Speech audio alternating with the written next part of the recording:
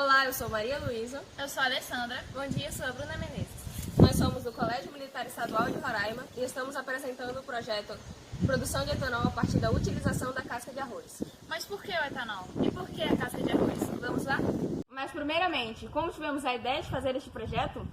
Conversando sobre a Feira de Ciências, cujo tema era bioeconomia, lembramos dos altos preços da gasolina e sobre como ela afeta o meio ambiente.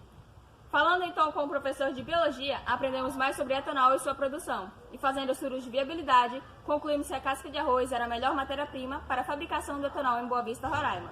E como planejamos o nosso projeto? Bom, primeiramente fizemos pesquisas na internet, porém não haviam muitos estudos. Esta foi a razão pelo qual nos interessamos bastante pelo tema.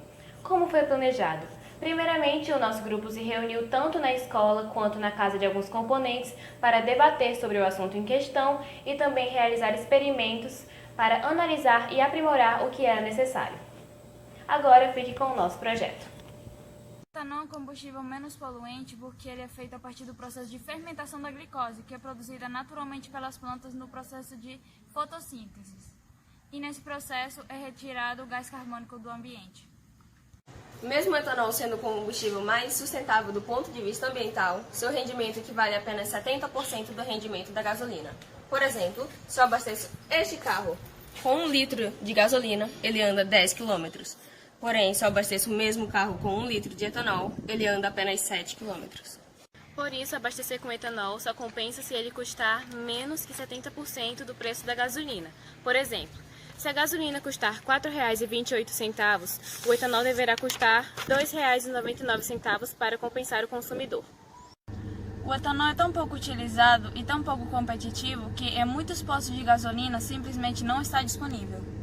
E quando o etanol finalmente está disponível nos postos de gasolina, o preço definitivamente não compensa. Uma das razões para que o etanol seja sempre mais caro em Boa Vista ou até mesmo em Roraima é a distância dos centros produtores, fazendo com que o frete para o norte do país seja sempre mais caro.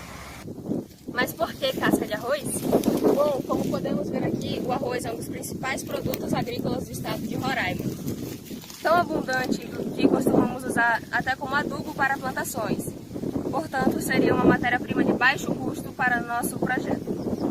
Para demonstrar como seria produzido o etanol utilizando casca de arroz, fizemos um experimento em escala de laboratório demonstrando os 4 processos. E vocês verão isso agora. O primeiro processo é o de pré-tratamento. Nós vamos fazer um processo de pré-tratamento mecânico. Nesse processo, a gente vai triturar a casca do arroz. O próximo processo é o processo de hidrólise, em que são usadas enzimas celulases para quebrar as moléculas de celulose e liberar a glicose para que ocorra a fermentação. Neste experimento está representado o processo de fermentação, onde a levedura consome a glicose e libera o CO2. Aqui fica o álcool juntamente com a água, necessitando assim de um processo de destilação. Podemos monitorar o quanto de etanol foi produzido no nosso experimento, baseando-se na massa de CO2 perdido. O peso molecular da glicose, 180 gramas por mol. Cada molécula de glicose consumida produz 2 de etanol e 2 de CO2. Considerando o peso do etanol de 46 gramas por mol e 44 gramas por mol de CO2, ou seja, para cada 88 gramas de CO2 perdidos, são gerados 92 gramas de etanol. No caso, no nosso experimento, foram perdidos 2 gramas de CO2, com isso gerados X de etanol.